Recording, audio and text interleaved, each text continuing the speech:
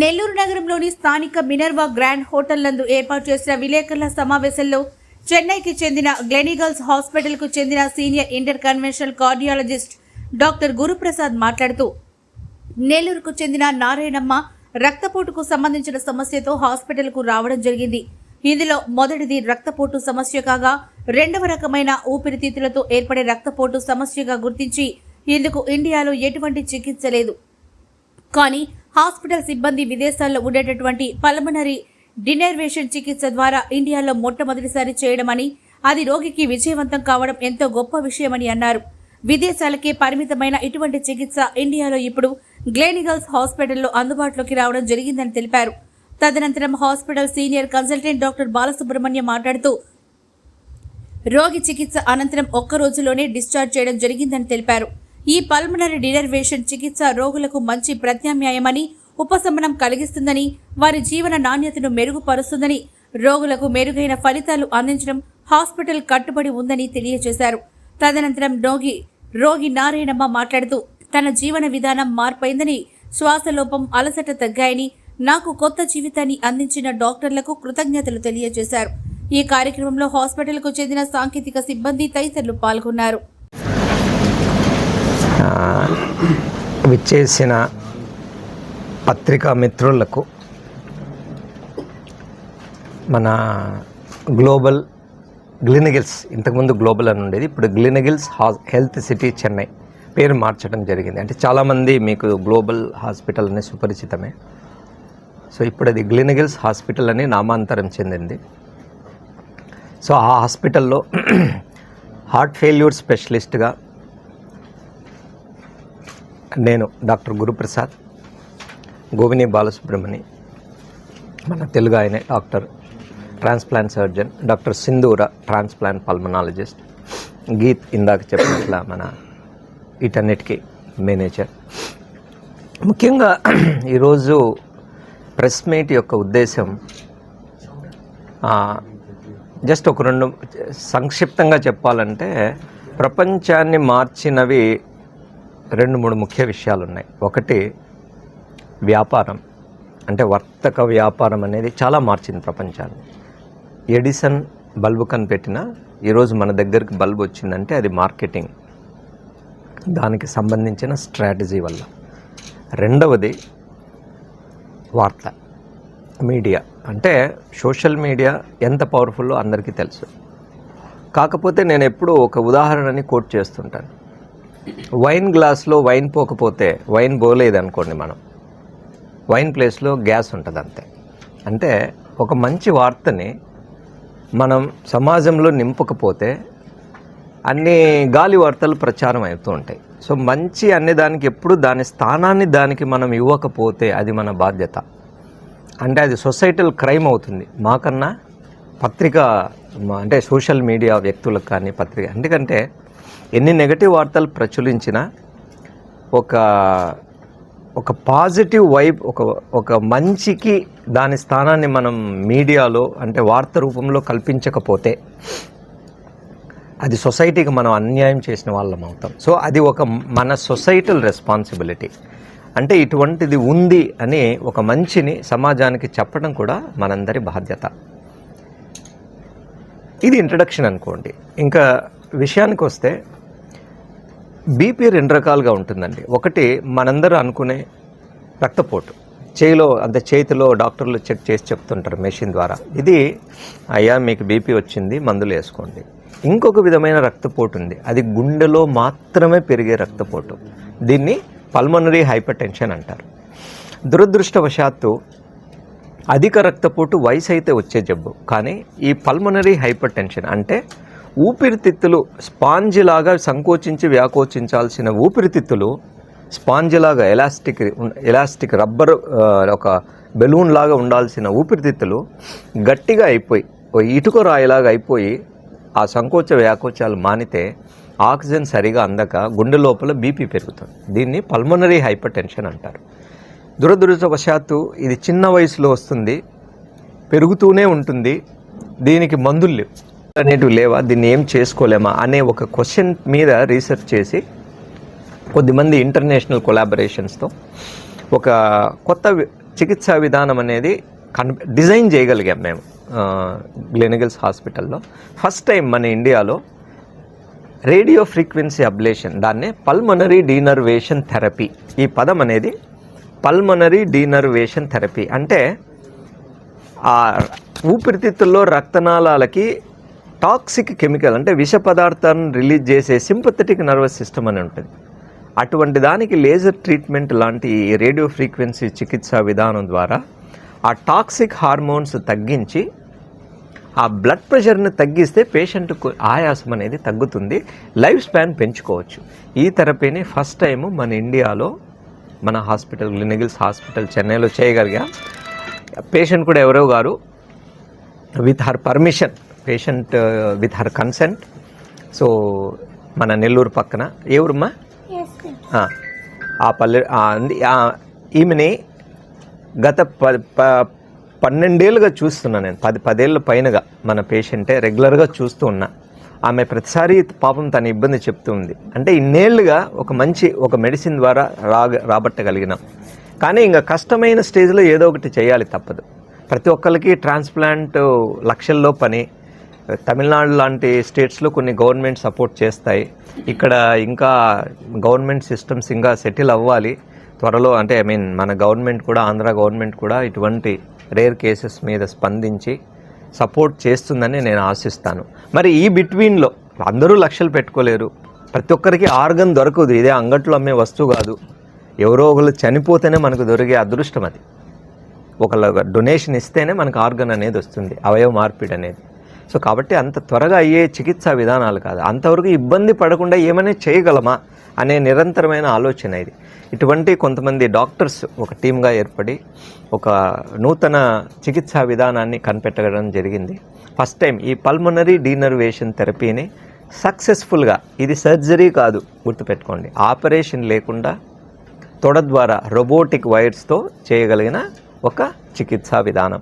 ఇంతవరకు సక్సెస్ఫుల్గా 2 పేషెంట్స్కి చేయగలిగిన మొట్టమొదటి పేషెంటు ఈ ట్రీట్మెంట్ ద్వారా ఈ చికిత్స విజయవంతంగా నిర్వహింపబడి, సో మా టీం అంతా అంటే అందరి సలహాలు తీసుకొని, డాక్టర్ గారు ఒక సలహా, ఆ డాక్టర్ గారు సార్లు ఇలా చేస్తే బాగుంటుంది, అలా చేస్తే బాగుంటుందని మంచి ఇన్పుట్స్ తీసుకొని, సో ఈ ఒక్క డిసిప్లిన్ అని ఈ ఒక్క చికిత్సా విధానాన్ని ఒక పకడ్బందీగా అంటే రిస్క్ లేకుండా తయారు చేసి, సో ముందు కొన్ని వందల మంది పేషెంట్స్కి బెనిఫిట్ అయ్యేలాగా ఉండాలని వీటి మీద రీసెర్చ్ చేసి రూపొందించిన పద్ధతి ఇది పల్మనరీ డీనర్వేషన్ థెరపీ. మొట్టమొదటగా మనమే చేయగలిగినాం, అందుకు సంతోషంగా ఉంది. రిజల్ట్ మన కళ్ళ ముందు ఉంది. ఒకసారి బాగు చేసుకునే చికిత్సా విధానాలు ఇంతవరకు కనిపెట్టబడలేదు గ్యారంటీగా.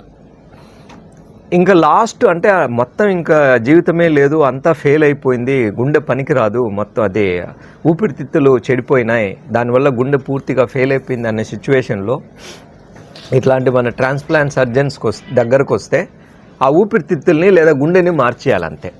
అంటే పూర్తిగా డ్యామేజ్ అయ్యేదాకా చూస్తూ ఉండాలి. డ్యామేజ్ అయినప్పుడు దాన్ని మార్చుకోవాలి. అంటే ఎంత ఇబ్బంది చూడండి.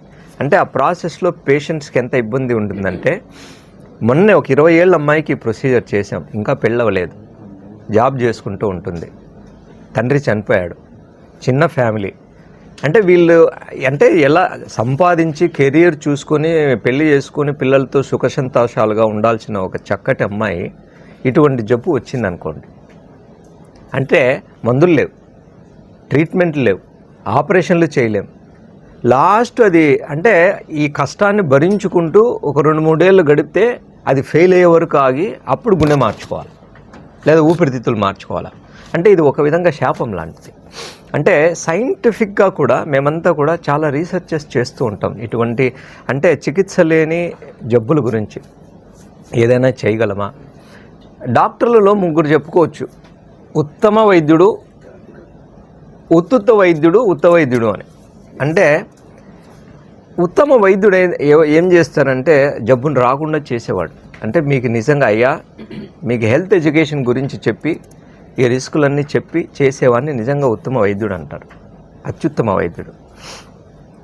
ఇంకా యాక్చువల్గా మేమంతా నిజంగా జబ్బు అదే చికిత్సలే లేని ఒక జబ్బును తీసుకొని దానిపైన రీసెర్చ్ చేసి, అంటే ఈ విధంగా వీటన్నిటికంటే గొప్పది అది. ఎందుకంటే ఒక సైంటిఫిక్ వేలో దాన్ని స్టడీ చేసి రీసెర్చ్ చేసి కొత్త పద్ధతుల్ని దాంట్లో కనిపెట్టడం అనేది ఈరోజు ఆపరేషన్లు లేకుండా స్టెంట్లు పెట్టగలుగుతున్నాం, ఆపరేషన్ అనేది లేకుండా వాల్వ్స్ మార్చగలుగుతున్నాం. ఇవన్నీ నిజంగా సైన్స్ ద్వారా కనిపెట్టగలిగినవే. ఇటువంటి చికిత్సా విధానాన్ని ఫస్ట్ టైము మన గ్లెనగిల్స్ హాస్పిటల్ చెన్నైలో చేయడం జరిగింది. అంటే పల్మనరీ హైపర్ టెన్షన్ అనే ఒక జబ్బుకి, చికిత్స లేని ఒక జబ్బుకి ఒకే ఒక మాత్ర ఉందండి, ఒకే ఒక మాత్ర. అది కొద్ది వరకు పనిచేస్తుంది. అంటే బాగా ఆకలి అయ్యే వాడికి ఒక ఫుల్గా ఒక కుండ బిర్యానీ ఇస్తామనుకోండి, ఆ ఛాన్స్ ఉన్నప్పుడు అది లేకుండా ఒక గ్లాస్ మజ్జిగ ఇచ్చినట్టు ఈ మాత్ర అనేది. అంటే ఆ జబ్బుని ఫుల్ క్యూర్ చేసి రివర్స్ చేసే ప్రాసెస్ ఇంతవరకు లేవు. ఎందుకంటే ఇది జన్యు లోపం. అది జబ్బు ముదురుతూనే ఉంటుంది, ప్రోగ్రెస్ అవుతూనే ఉంటుంది.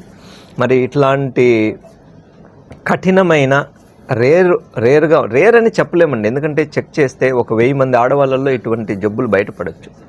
అది జాగ్రత్తగా గమనించుకోకపోతే అలాగే ముదిరి ఒకరోజు ఫెయిల్ అయిపోతుంది, హార్ట్ కానీ లంగ్ కానీ. అప్పుడు ట్రాన్స్ప్లాంట్ స్టేజ్ చేయాలి. ట్రాన్స్ప్లాంట్ చేస్తారండి, మన డాక్టర్ గారు చేస్తారు. కానీ ట్రాన్స్ప్లాంట్కి ముందు ఆప్షన్స్ లేవా? బాధపడాల్సిందేనా? బాణం అన్నట్టుగా లేదా బ్రహ్మాస్త్రం అన్నట్టుగా ఏది పని చేయనప్పుడు ఎండ్ స్టేజ్లో ఆర్గన్ ట్రాన్స్ప్లాంటేషన్, లంగ్ అంటే ఊపిరితిత్తుల మార్పిడి లేదా గుండె మార్పిడి అనేది నిర్వహించబడడం జరుగుతుంది. సో దాంట్లో స్పెషలిస్టు మన ఇండియాలోనే ప్రప్రథమంగా ఎక్కువ లంగ్స్ ట్రాన్స్ప్లాంట్ చేసిన డాక్టర్ మన బాలసుబ్రహ్మణ్యం గారు. సో ఫైనల్గా ఇంకా వేరే దారి లేదు అనుకున్న స్టేజ్లో ఆర్గన్ దొరికినప్పుడు ట్రాన్స్ప్లాంట్ అనేది ఎప్పుడూ ఒక ఆప్షన్. కానీ ప్రతి పేషెంట్కు అలా తీసి ఇలా పెట్టేది కాదు. దాంట్లో రిస్క్స్ ఉంటాయి, దాంట్లో కాంప్లికేషన్స్ ఉంటాయి, దాంట్లో కూడా రకరకాల మందులు ఉంటాయి. సూట్ అయిన పేషెంట్కే అదే విజయవంతమయ్యే అవుతుందన్నమాట. అలా కాకుండా ట్రాన్స్ప్లాంట్ వరకు మనకు ఆప్షన్స్ ఏమి, అంతవరకు ఉన్న ఆప్షన్స్ ఏమంటే మందులు ఎక్కువ లేవు కాబట్టి మందులు వాడాలి. ఈ కొత్త చికిత్సా విధానాల మీద రీసెర్చ్ జరిగి అవి కూడా రావాలి, పేషెంట్ యొక్క లైఫ్ పెరగాలి. సో ఇంకా వేరే ఆప్షన్ లేనప్పుడు ట్రాన్స్ప్లాంట్ ఉండాలి. అంటే A to Z starting from అంటే ఎవాల్యుయేషన్, క్లినికల్ ఎవాల్యుయేషన్, ఎటువంటి పేషెంట్కి అవసరమో అనేది ఫస్ట్ పల్మనాలజీ అంటే ఒక ఫిజిషియన్, పల్మనాలజీ, కార్డియాలజిస్ట్ దగ్గర నుంచి మొదలవుతుంది. So starting from A to Z. So A to Z therapies అన్నీ కలిగి ఉన్న మన ఒక ఏకైక ప్లాట్ఫామ్ మన గ్లెనగిల్స్. చెన్నైలో ఒకటే కాదండి, హైదరాబాద్లో ఉంది, బెంగళూరులో ఉంది, బాంబేలో ఉంది, ఇంకా విస్తరిస్తుంది కూడా. సో ఈ గ్రూప్లో సక్సెస్ఫుల్గా ఈ ప్రొసీజర్స్ చేయగలుగుతున్నాం. దీనికి సంబంధించిన సందేహాలు కానీ ఏదైనా వివరాలు కానీ అడగండి. ఒకసారి దీనికి మించి ఏదైనా ట్రాన్స్ప్లాంట్కి సంబంధించిన డౌట్స్ ఉన్నా లేదైనా ఇన్పుట్స్ కావాలన్నా మనం ఒకసారి డాక్టర్ గోవిని గారి హైపర్ టెన్షన్కి వచ్చేసి ఈ డీనర్వేషన్ అనేది ఒక మైల్ స్టోన్ అని చెప్పచ్చు. అది అంటే మన ఇండియాలో ట్రాన్స్ప్లాంట్ వచ్చేసి 2011లో గ్లోబల్ హాస్పిటల్ అంటే ఇప్పుడు క్లినికల్ హాస్పిటల్లో స్టార్ట్ చేశాము. అప్పుడు వచ్చేసి మన ఇండియాలో కూడా చేస్తున్నారా అనే ఒక క్వశ్చన్ వచ్చేసి రైజ్ అయింది. బట్ ఇప్పుడు చూశారంటే ఇది అలాంటి ఒక ప్రొసీజరే ఇది కూడా. ఇప్పుడు అంటే డీనర్వేషన్ అనేది హైపర్ టెన్షన్ ఎక్కువైనప్పుడు, పల్మరీ ఊపిరితిత్తులో హైపర్ టెన్షన్ అనేది ఎక్కువైనప్పుడు వాళ్ళు లాంజివిటీని వచ్చేసి కొద్దిగా ప్రొలాంగ్ చేసి, అంటే వాళ్ళు 2 years ఉంటారంటే కనీసం ఒక 4 years or 5 years. దాని తర్వాత వచ్చేసి మీన్ టైం వచ్చేసి మనకి ఆర్గన్ దొరికినప్పుడు వచ్చేసి ట్రాన్స్ప్లాంట్ చేయడానికి ఒక అవకాశం దొరుకుతుంది మనకి. ఆ బ్రిడ్జ్ టు ట్రాన్స్ప్లాంటేషన్ అంటారు. అంటే ఈ మధ్యకాలంలో ఉండే టైంని వచ్చేసి మనం యూటిలైజ్ చేసుకోవాలా. సో ఈ పేషెంట్ వచ్చేసి వచ్చినప్పుడు నేను చూశాను, డాక్టర్ గారు కూడా వచ్చేసి నాతో డిస్కస్ చేశారు. తను ఆక్సిజన్ మీద డిపెండెంట్గా ఉంది, చాలా హై ఆక్సిజన్ రిక్వైర్మెంట్ ఉంది, ప్లస్ చాలా ఎక్కువ ఊపిరి తీసి వదులుతూ ఉన్నింది తను. సో అప్పుడు డిస్కస్ చేసినప్పుడు ఇలాంటి ఒక ఆప్షన్ ఉంది, మనం వచ్చేసి ఇప్పుడు చేసామంటే కొద్దిగా బెటర్గా ఉంటుంది, ప్లస్ మనకి టైం కూడా ఒక ఆపర్చునిటీ ఉంటుంది, దానివల్ల ఇది ట్రై చేస్తామని చెప్పేసి చేశారు. అండ్ సక్సెస్ఫుల్గా ఆల్మోస్ట్ వచ్చేసి 3/4 ప్రెషర్ వచ్చేసి ఆల్మోస్ట్ తగ్గింది తను చేసిన తర్వాత. సో పేషెంట్ కూడా వచ్చేసి ఇప్పుడు చూసారంటే చాలా కంఫర్టబుల్ కూర్చున్నారు. ఫస్ట్ టైం హాస్పిటల్ వచ్చినప్పుడు వచ్చేసి చాలా టెకిపెనిక్గా, అంటే చాలా ఆయాసం ఎక్కువ ఉంది, హార్ట్ రేట్ ఎక్కువ ఉంది, రెస్పిరేటరీ రేట్స్ ఎక్కువ ఉన్నాయి. అవన్నీ కాకుండా వచ్చేసి ఇలా కూర్చోన్నారు ఆమె. సో ఇన్ఫ్యాక్ట్ వచ్చేసి నేను ముందు చెప్పినట్టుగా అది ఒక మైల్ స్టోన్ అది. సో ఇలాంటి ఒక స్పెషలైజ్డ్ ట్రీట్మెంట్ అనేది గ్లెనికల్స్లో వచ్చేసి ఉంది ఇప్పుడు. అంటే as a group of doctors, అంటే ట్రాన్స్ప్లాంట్ పల్మాలజీ కానీ, లేకపోతే ట్రాన్స్ప్లాంట్ కార్డియాలజీ కానీ, ట్రాన్స్ప్లాంట్ సర్జరీ కానీ, ఇవన్నీ వచ్చి అండర్ వన్ రూఫ్లో వచ్చేసి ఉన్నది కాబట్టి compare to other hospitals. So డెఫినెట్గా నేను ప్రజలకు వచ్చేసి ఈ ఒక అవకాశాన్ని యూజ్ చేసుకొని చెప్పేసి విన్నపిస్తున్నాను. Thank you very much. ఇటువంటి పాజిబిలిటీ ఉంది. సార్ ఏస్పేట మాది. నాకు 12 ఏళ్ల క్రితం వచ్చింది సార్, ప్రెగ్నెంట్గా ఉన్నప్పుడు. అప్పుడు రక్తం పడుతున్నది నాటుకుండా. అన్నమాట ఈ సార్ కాడికి పోయినా సార్, గురుప్రసాద్ సార్. అంత సివియర్గా ఉండింది. నాకు ఆపరేషన్ చేసి పిల్లకాయలను తీసేసారు సార్ 8వ నెలనే. అన్నమాట ఈ సారు టాబ్లెట్లు పెట్టిండు సార్, తగ్గింది. ఇప్పుడు 10-12 ఏళ్ల క్రితం మళ్ళీ ఇప్పుడు మొన్న 1 నెల క్రితం బాగా లేకుండా వచ్చింది సార్. మళ్ళీ సార్ కాడికి పోతే లేజర్ ట్రీట్మెంట్ అని ఒకటి చేశారు సార్, అది బాగానే పనిచేసింది, బాగానే ఉండాలి సార్. ఇప్పుడు ఏదో జెస్సీ మాత్రం సార్, నాకు తెలియదు అయ్యి, నేను చదువుకోలేదు సార్, నాకు చదువు రాదు. ఆ మాత్రే వేస్తే బాగుంది సార్. ఇప్పుడు ఆ మాత్రలు ఇప్పుడు మళ్ళీ రావని చెప్తున్నారు సార్. ఆ మాత్రలు ఇస్తే మా ఓటోళ్ళు ఎంతమంది అయినా కొంతమంది బాగుంటారని నేను చెప్తున్నా సార్. ఆమె పాయింట్ నేను క్లారిటీ ఇస్తాను.